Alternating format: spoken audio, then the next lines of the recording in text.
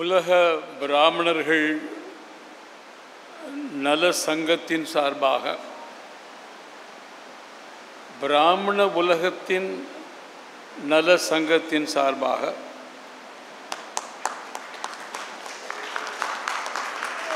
நடைபெறுகிற இந்த கூட்டத்தில் கலந்து கொள்வதில் நான் மிகுந்த பெருமிதம் கொள்கிறேன். இங்கே மேடையிலே அமர்ந்திருக்கின்ற திரு கே சிவநாராயணன் அவர்களுக்கும்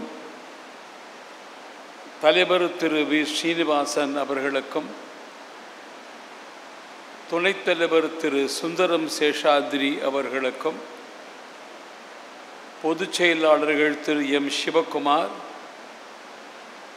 செயலாளர்கள் ஸ்ரீ ஹரிபாஸ்கர், பொருளாளர் திரு விஜயகுமார் சீனிவாசன் அவர்களுக்கும் எல்லாவற்றுக்கும் மேலாக மிக பெருமிதத்தோடு இன்றைய தினம் இந்த மேடையில் நம்மோடு வந்து அமர்ந்து கலந்து கொண்டு உரையாற்றி அமர்ந்திருக்கின்ற நம்முடைய விருந்தினர் திரு ஸ்ரீதர் வேம்பு அவர்களுக்கும்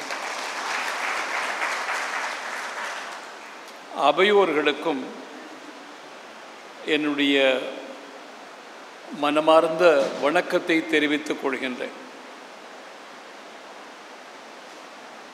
நாகாலாந்து, மணிப்பூர் போன்ற பகுதிகளில் ஏறத்தாழ 3 ஆண்டு காலமாக தொடர்ந்து எந்த கூட்டத்தில் பேசினாலும் ஆங்கிலத்திலேயே பேசி பேசி மறத்து போன என்னுடைய நாக்குக்கு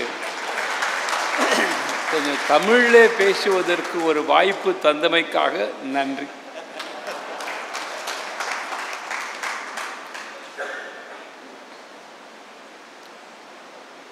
இந்த கூட்டம் எதற்காக என்று நான் அறிந்த வரையில் சுருக்கமாக சொல்ல வேண்டுமானால், தர்மம் செய்பவர்களை ஊக்குவித்து பாராட்ட வேண்டும். தர்மம் செய்வதற்கு மற்றவர்களை ஊக்குவிக்க வேண்டும். சரிதான் என்று கருதுகிறேன். அதெல்லாம் புரிகிறது. தர்மம் என்றால் என்ன? நான் விரிவாக சொற்பொழிவு உபன்யாசம் நடத்துவதற்கு வரவில்லை.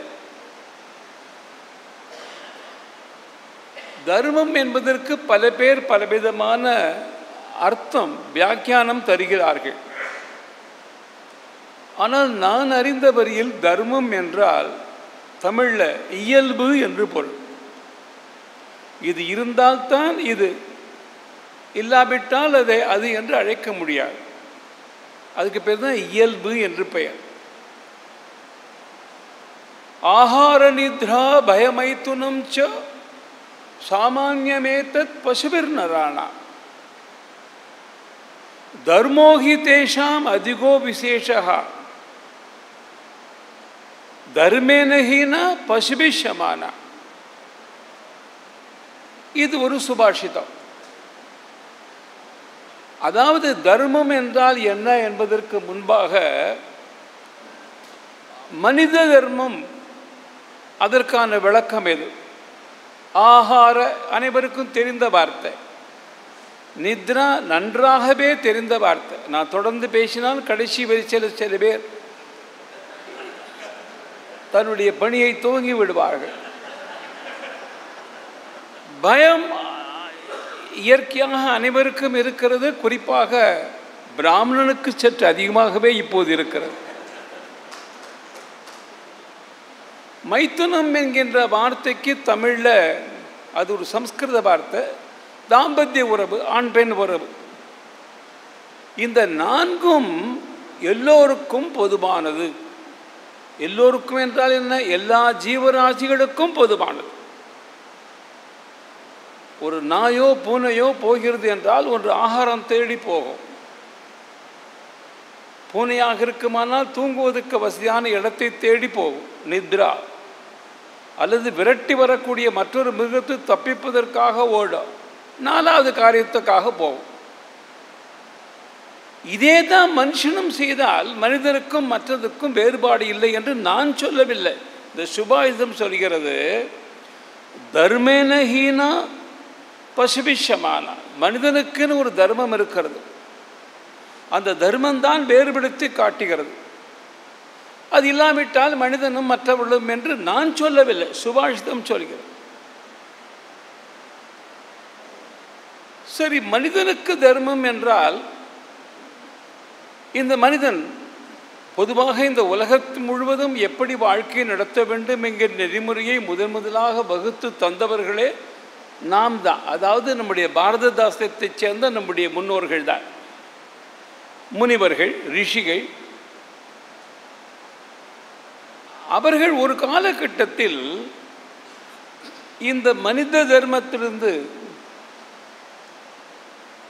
வேறுபட்டு மக்கள் இயற்கையாக நன்றாக வாழ்ந்து வந்தாலும் கூட நடுவில் அங்கங்கு சில பிரச்சனைகள் வந்த காரணத்தால் ஒரு நெறிமுறையை ஏற்படுத்தினார்கள். இது நான் அறிந்த வரையில். இப்போ தேனாம்பேட்டை சிக்னல் பக்கத்தில் ஒரு காலகட்டத்தில் 100 ஆண்டுக்கு முன்பாக கூட இருக்கலாம், ஒன்றுமே இல்லாமல் இருக்கும். அவன் பாதையில் போயின்னு இருப்பான்.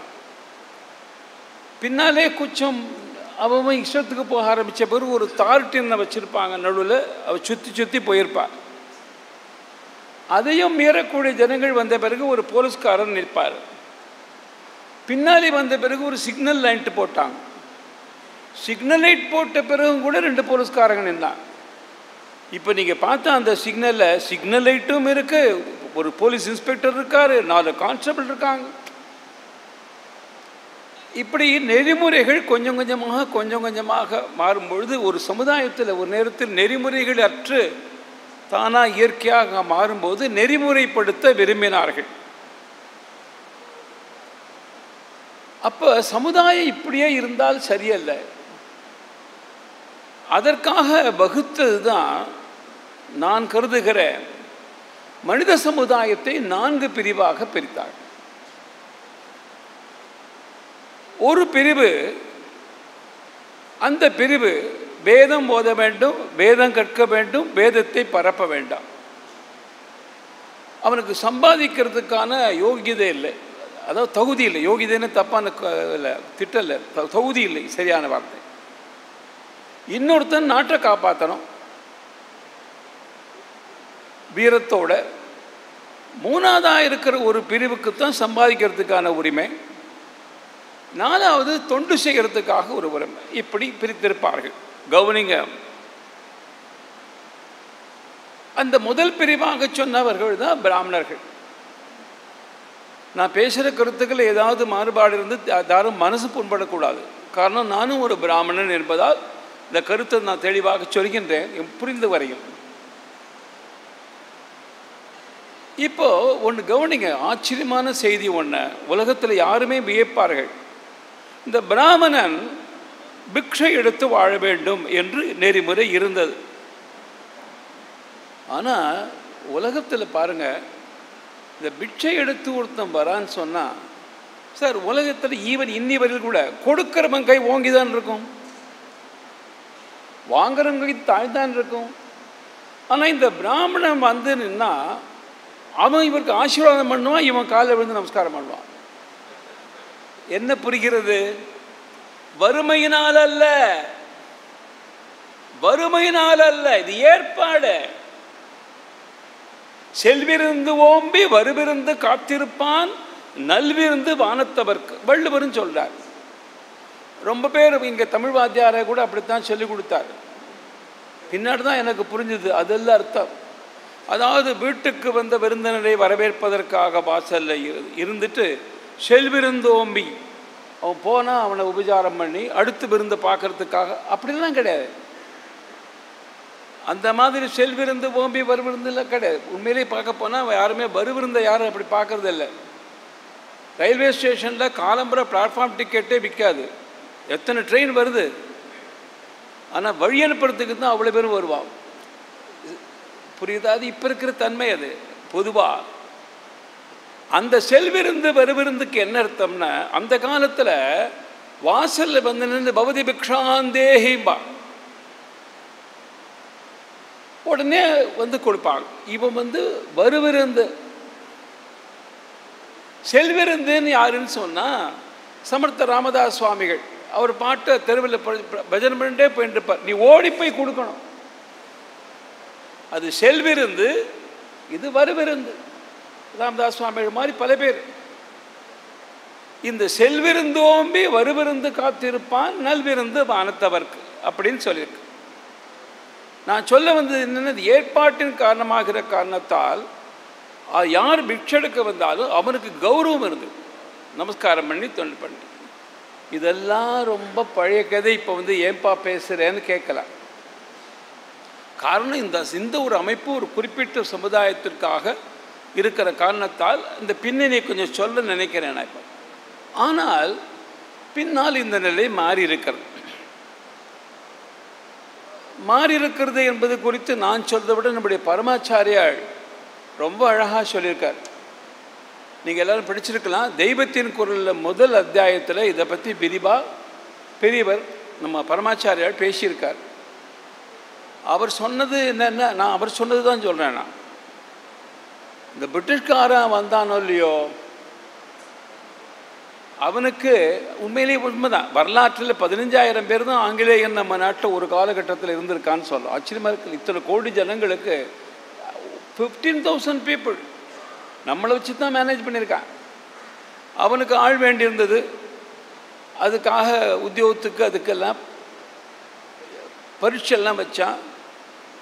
பிராமணன் புட்சாலியாக இருந்ததுனால இவன் தான் பரீட்சை எழுத போனான். மற்றவனும் பின்னாடி வந்தாங்க. நான் சொல்கிறது பரமாச்சாரிய பாஷகம். பிராமணன் இயற்கையாகவே புத்திசாலியாக இருந்த காரணத்தால் அவனே அனைவிலும் தேர்ச்சி பெற்றான். மற்றவன் தேர்ச்சி பெறவில்லை. அதனால் தேர்ச்சி பெற்ற பிராமணனை பார்த்து கோபம் வந்து பாப்பான் ஒழிக என்று சொன்னான். அவர் சொன்னது பிராமணன் ஒழிக என்று கோஷமிட்டான். இது இப்போ சொல்கிறார். நீ அவன் சொந்த அந்த வழியிலே செஞ்சிருந்தா இந்த எதிர்ப்பே வந்திருக்காது. அது எப்படி முடியும்? அதாவது சைக்கிளில் மிதிக்கிற பரமாச்சாரியார் சொல்கிறார், பெடல் பண்ணுற வண்டி போகிறது எத்தனை நேரம் போகும்? பெடல் பண்ணால் போகும். நீ தான் பெடல் பண்ணுறதையே நிறுத்திவிட்டியே. இது பரமாச்சார வாக்கியம். அவர் சொன்னது சரி. அவர் சொன்னது விமர்சனம் பண்ணுறதுக்கு யாருக்கும் தகுதி கிடையாது. ஆனால் இப்போ நம்ம நடைமுறை சாத்தியத்தை பார்ப்போம். இப்போ அது ஒரு காலகட்டத்தில் வந்திருந்தது. என்ன இப்போ நாம் இந்த தலைமுறையில் என்ன செய்யணும்? அது புரியுது. ஆமாம், பரமாச்சாரிலே சொல்லியிருக்காருனால அவசியம் நான் ஒத்துக்கிறேன். அது பழைய தலைமுறை ஏற்பாடு.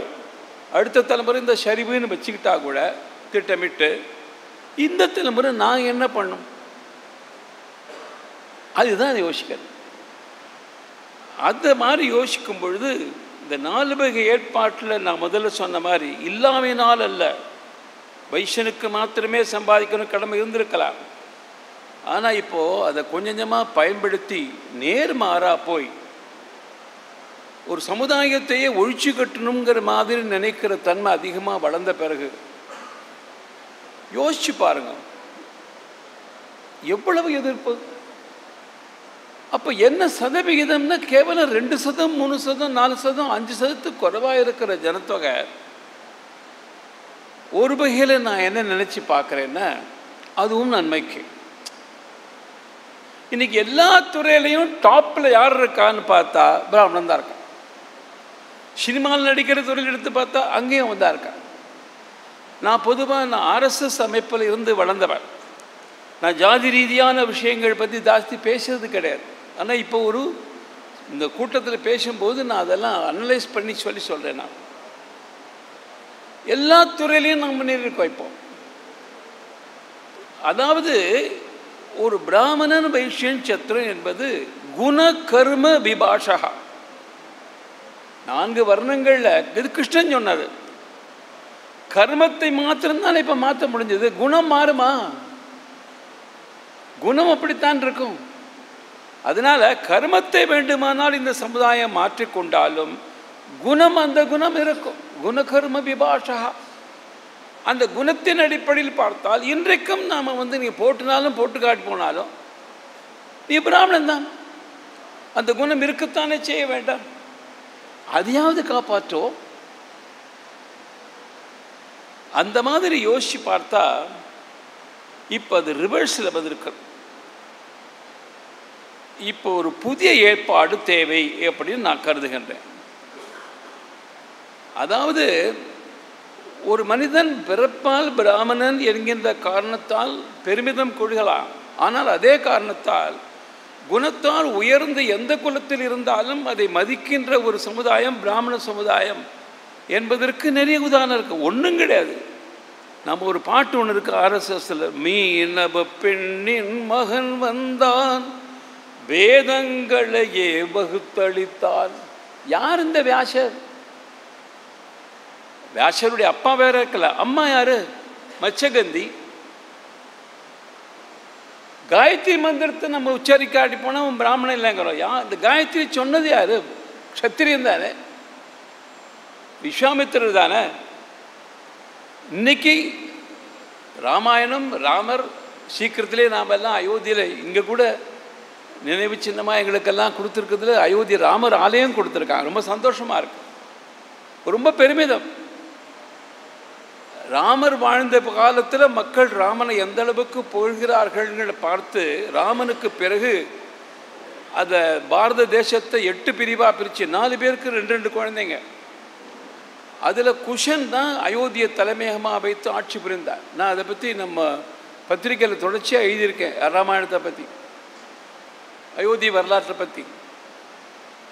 அவன் இப்படி நம்ம அப்பாவுக்கு போடுறாளேன்னு ராமர் பிறந்த அரண்மனை தானே, ராமர் பிறந்த இடம்னு அறை இருக்கல, அந்த இடத்துல ராமனுக்கு கோயில் அவன் பையன்தான் பண்ணது. முன்னெல்லாம் வீடுகளில் தான் பாட்டி வீட்டில் தான் பிரசவம் நடக்கும். இப்போ தான் பின்னாடி ஆஸ்பத்திரி. பாட்டி வீட்டில் பிரசவம் நடக்கும், அதனால் நாம் அடிக்கடி பாட்டி வீட்டுக்கு போவோம். இப்போ ஆஸ்பத்திரியில் பிரசவம் நடக்கிறதுனால அடிக்கடி ஆஸ்பத்திரி போகிறோம். அதனால் அந்த மாதிரி ராமன் பிறந்த இடத்த அன்னிலேருந்து தொடர்ந்து அது பல வரலாறு. அந்த வரலாறு சொன்னால் அதுவே ரொம்ப நேரம் ஆகும். அதிர்ஷ்டவசமாக இன்றைக்கி மறுபடியும் சீக்கிரத்திலே நம்முடைய வாழ்நாளில் ஒரு பெரிய கும்பாபிஷேகம் நடந்து மறுபடியும் பிரதிஷ்டை ஆறுது. இங்கே இருக்கிற அத்தனை பேரும் இந்த கும்பாபிஷேகத்தை இன்னைக்கு போக முடியாட்டி போனால் ஒவ்வொரு மாகாணத்தை ஒரு குறிப்பிட்ட நாள் சொல்லியிருக்காங்க. தமிழ்நாட்டுக்காரங்களுக்கு பிப்ரவரி மாதம் 16 17 அல்லது ஏதோ ஒரு நேரத்தில் சௌரியமான நேரத்தில் சீக்கிரமே அயோத்தியில் போய் தரிசனம் பண்ணிட்டு வரணும். நீங்கள்லாம் பாக்கியவான்கள். நாமெல்லாம் இப்போ இருக்கிற தலைமுறையெல்லாம் நாமெல்லாம் பாக்கியவான்கள். நம்ம கைநாள் ராமர் ஆலயம் பார்க்க போகிறோம். நான் சொல்ல வந்தது, அந்த ராமாயணத்தை எழுதின வால்மீகி யார்? மீனவ பெண்ணின் மகன் வந்தான் அப்படிங்கிற மாதிரி வால்மீகி யார்? ஒரு கொள்ளையடிச்ச ஆள். பின்னாடி அவனுக்கு ஒரு நாரதர் உபதேசம் பண்ணி, அதனால் இப்போ நான் கூட இப்போ இந்த பிராமணனை குண கர்ம விபாஷகான்னு சொன்னால் குணம் இருக்கவே இருக்கும், கர்மத்தினால மாறுவான்னு சொன்னால் நான் யாருன்னு யோசிச்சு பார்த்தேன். எங்கள் அப்பா பிராமணர், பின்னால் அவர் வைசியனாக மாறிட்டார். எப்படி? அவர் பள்ளிக்கூடத்து குழந்தைகள்லாம் புஸ்தகங்கள் வாங்கிறதுக்கு கஷ்டப்பட்டு புஸ்தகமே இல்லாருக்குன்னு தெரிஞ்ச போது, நான் சொல்கிறது அப்போ 100 வருஷத்துக்கு முன்னாடி, அவர் ஒரு புஸ்தக கடை வச்சார். கடைசி பேரில் புஸ்தக கடை பிரச்சனை, அவர் பிரபலம். அவர் அப்போ புஸ்தக கடை வச்சு வியாபாரம் பண்ணால் வைசியம் தானே. ஆனால் கூட கடை வச்சுருந்தா கூட புத்தி வைசியனாக வியாபாரம் பண்ண நினைப்போல, குழந்தைகளுக்கெல்லாம் புஸ்தகம் கொடுக்கணும், எடுத்துன்னு போட, நாளைக்கு பணத்தை கொடுக்குற அப்படிங்கிற மாதிரி சம்பவம். இதுதான் சொல்கிறேன், தொழில் வேறையாக இருந்தாலும் குணம் மாறலன்னு. சரி, நான் அவருக்கு பிறந்திருக்கேன்னு சொன்னேன். நான் வைசியனாக பிறந்தேன்னு வச்சுங்க, தொழில் வெளியில். பின்னால் நான் அரசாங்க உத்தியோகத்துக்கு போகிறேன், சூத்திரன் ஆகிட்டேன். அதன் பிறகு ராஜினாமா பண்ணேன், ஆர்எஸ்எஸில் சேர்ந்தேன், க்ஷத்திரியன் ஆகிட்டேன். இதில் குழப்பம். அதனால் அந்த நிலைமை இன்னி தேதிக்கு ஒத்து வராது. இப்போ நான் சொல்கிற புதிய ஏற்பாடுங்கிறது என்னென்னா, குலத்திலே பிறந்த நமக்குள்ள வேதம் சம்ரக்ஷணம் அதெல்லாம் செய்கிறவங்க சில பேர் இருப்பாங்க, சில பேர் இராணுவ வீரர்களாக இருப்பாங்க, அல்லது அரசியல் தலைவராக இருப்பாங்க, சில பேர் வியாபாரிகளாக இருப்பாங்க, அல்லது சில பேர் அரசு ஊழியர்களாக தனியார் ஊழியர்களாக ஏதோ ஒரு இருப்பாங்க. அதனால் இது இன்னைக்கு தேதிக்கு பொருந்தாது. குணத்தின் அடிப்படையில் அல்லது பூர்வீகத்தின் அடிப்படையில் தான் வைத்துக்கொண்டு பெருமையாக நாம் சொல்லலாம், தப்பில்லை, பெருமிதம் கொள்ளலாம். இப்போ நாம் என்ன செய்யலாம்னு நினைக்கிறேன்னு சொன்னால், நம்முடைய கற்பனை எப்படி வரணும்னா, நாம் இந்த சமுதாயத்துக்குள்ளேயே இப்போவும் சில பேர் எப்படி அதாவது வேதம் ஓதவர்கள், வேத சமர்ஷனம் பண்ணுறவங்க இருக்காங்க நிறைய பேர். காஞ்சி மடத்தில் நிறைய நடக்கிறது, சிங்கேரி மடத்தில் நடக்கிறது, பல இடத்துல நடக்கிறது. இதை தவிர தனியாரில் சில அமைப்புகள் முதற்கொண்டு, சின்மயா மிஷன் முதற்கொண்டு வேத பாடசாலை நடத்துகிறாங்க. ஆக இந்த வேதம் சொல்லித்தரக்கூடிய சமுதாயம் இருக்கிறது, அது ஒன்று. இதிலேயே தொழில் வியாபாரம் தொழில் முனைவோர் அந்த மாதிரி இருக்கக்கூடிய சம்பாதிப்பவர்கள் இருக்காங்க. ஆக இந்த சமுதாயத்துக்குள்ளேயே 4 பிரிவு. புரியுதா நான் சொல்கிறது? இது புதிய ஏற்பாடு. 4 பேர் சம்பாதிக்கிறோம். இதுக்குள்ளேயே சில பேர் மிலிட்ரியில் வேலை செஞ்சவங்க இருக்காங்க. எனக்கு தெரிஞ்ச மிலிட்ரி ஆஃபீஸர்ஸ் பல பேர் இருக்காங்க. போலீஸில் சேர்ந்துருக்கலாம், அப்படி இருக்கலாம். இதிலே பல பேர் அரசாங்க ஊழியர்களாக, மற்ற இடத்துல கவர்மெண்ட் சர்வெண்ட்டாக தொழில் செய்து கொண்டு ஊழியம் செய்து கொண்டு இருப்பவர்களாம். அதனால் இது புது ஏற்பாடு. இந்த சமுதாயத்துக்குள்ளேயே 4 பிரிவும். இந்த 4 பிரிவில் யார் தொழில் முனைவோராக இருக்காங்களோ அதில் தான் அதிகமாக பெருவாரி அவர்கள் இங்கே இருப்பார்கள் என்று நான் கருதுகின்றேன். இவர்கள் செய்ய வேண்டும், தர்மம் செய்ய வேண்டும் என்றால், இந்த இடத்துல நான் சொன்ன தர்மங்கிறது தர்மம்தான். அதுக்கு என்ன செய்யலாம்? முதல் விஷயம், இது குறுகிய மனப்பான்மை சொல்லலை. முதல்ல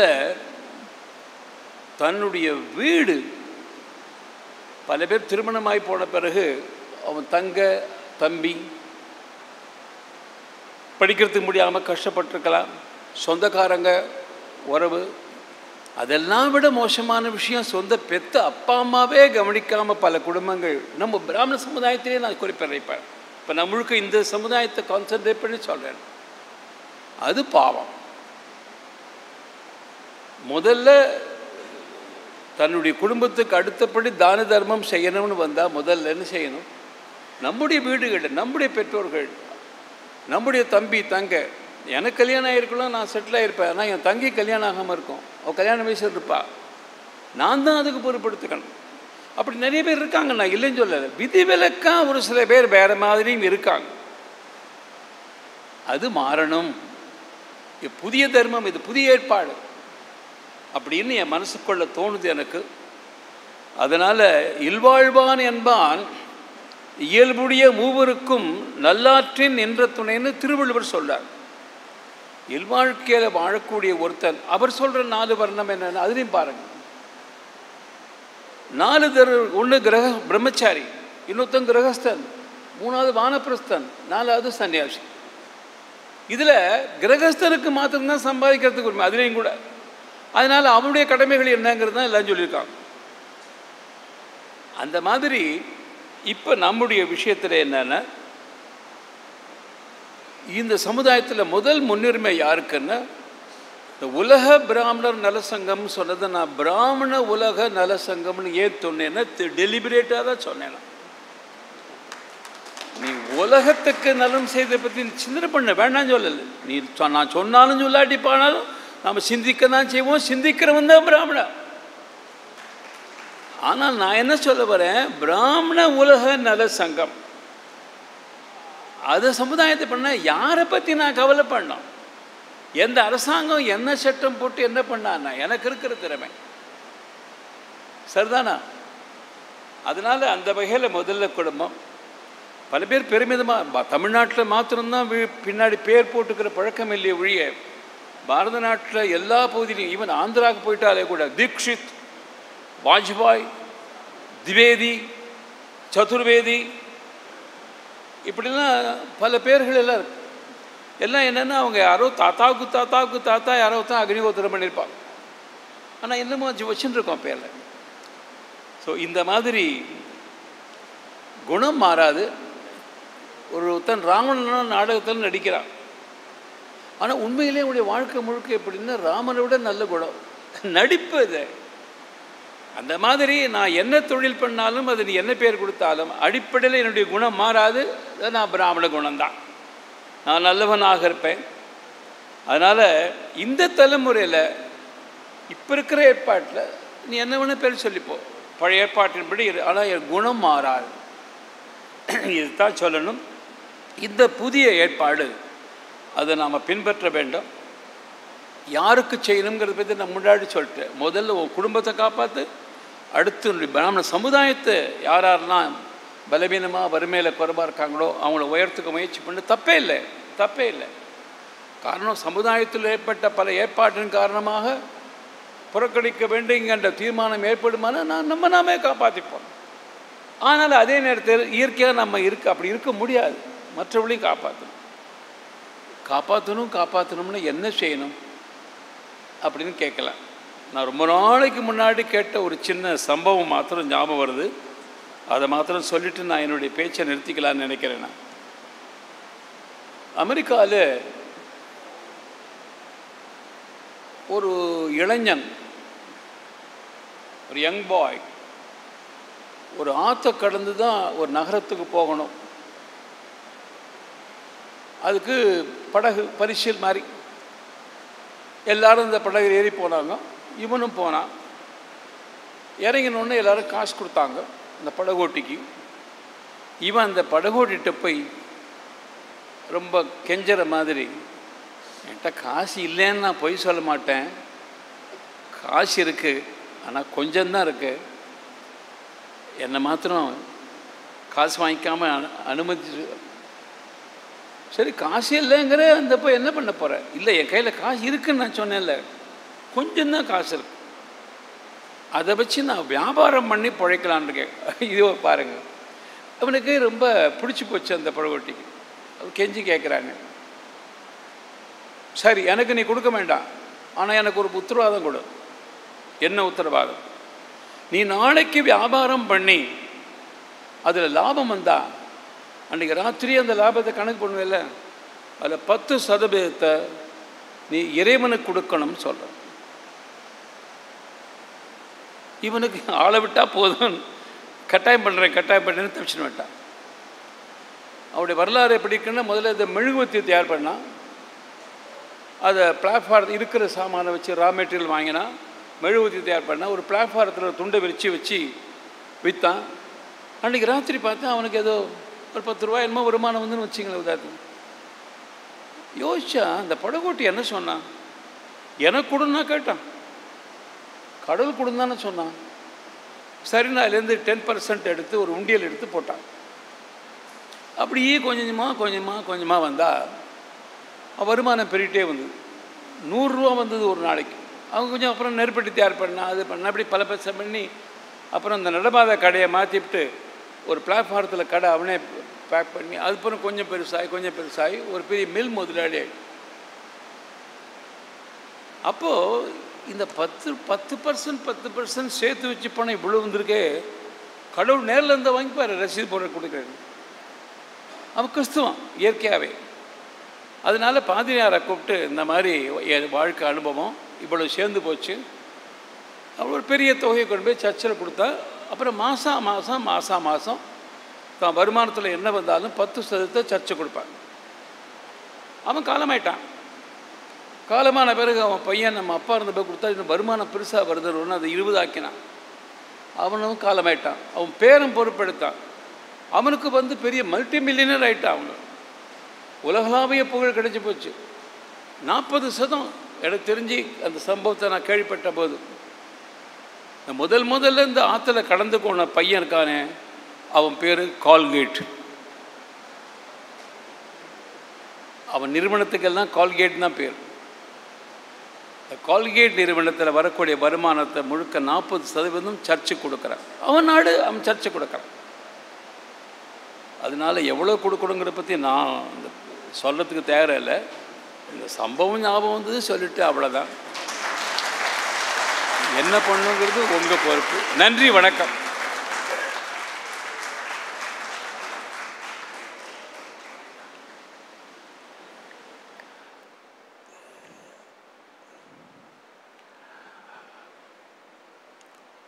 மிக்க நன்றி சார், மிக்க நன்றி. இந்த மாதிரி ஒரு உரையாடலை கேட்குறதுக்கு கொடுத்து வச்சுருக்கணும். நீங்கள் பாட்டு பாடியும் காமிச்சிட்டேள், என்ன உங்கள் சென்ஸ் ஆஃப் ஹியூமரையும் காமிச்சிட்டேள். பெரிய விஷயம். இதுக்கு ஒரு ஜோரான கைத்தட்டல்.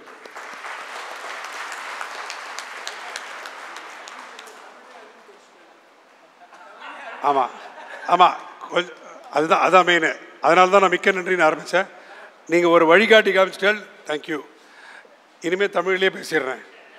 இப்போ நன்றி உரையாடல் ஸ்ரீ ஹரிபாஸ்கரர் அவர்களை மேடைக்கு வருமாறு.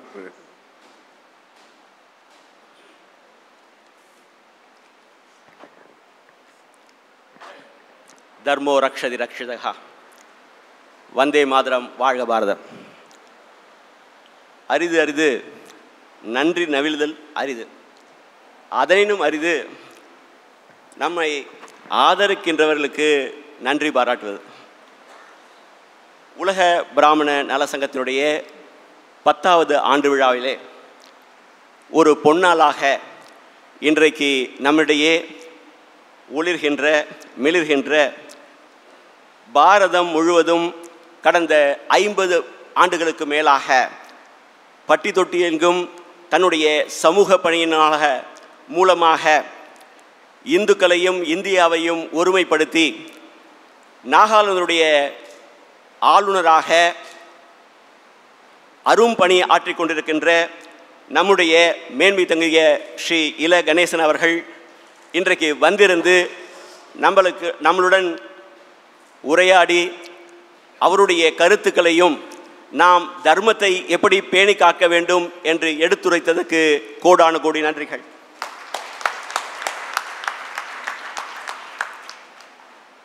தமிழ் தொழில் முனைவோருடைய ஒரு விடிவெள்ளியாக, இளைஞர்களுக்கு வழிகாட்டியாக ஸ்ரீதர் வேம்பு அவர்கள் இன்றைக்கு ஒரு தமிழ் தொழில் முனைவோராக மிளிரிக் கொண்டிருக்கின்றார். அவருடைய வழிகாட்டுதல் அடிப்படையில் நாம் அடுத்த கட்டத்திற்கு எப்படி போகலாம் என்கிற ஒரு வகையிலே இன்றைக்கு நிகழ்வுகள் நடந்து கொண்டிருக்கின்றது. அவரும் வந்திருந்து சிறப்பித்தமைக்கு நன்றிகள்.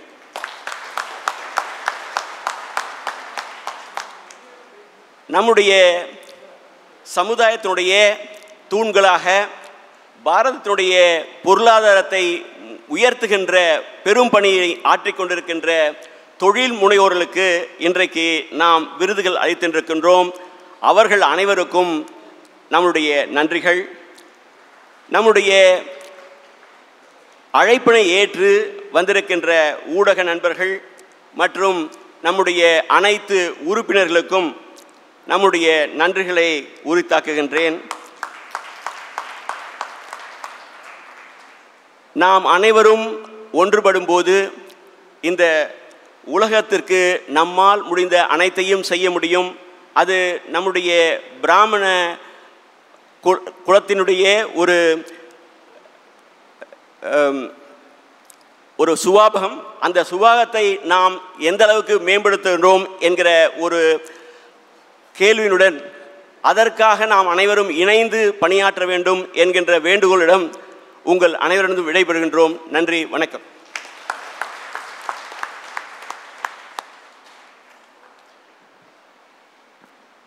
தேசிய கீதம் அனைவரும் எழுந்திருக்குமாறு வேண்டிக் கொள்கிறேன்.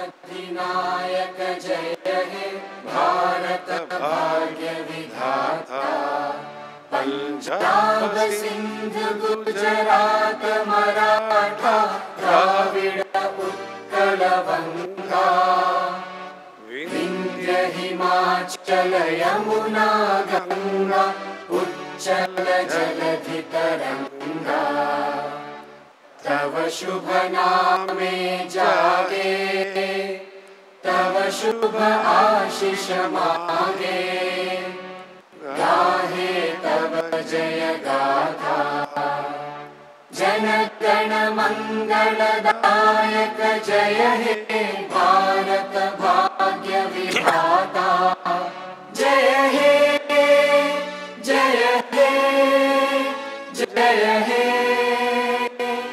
जय जय जय जय हे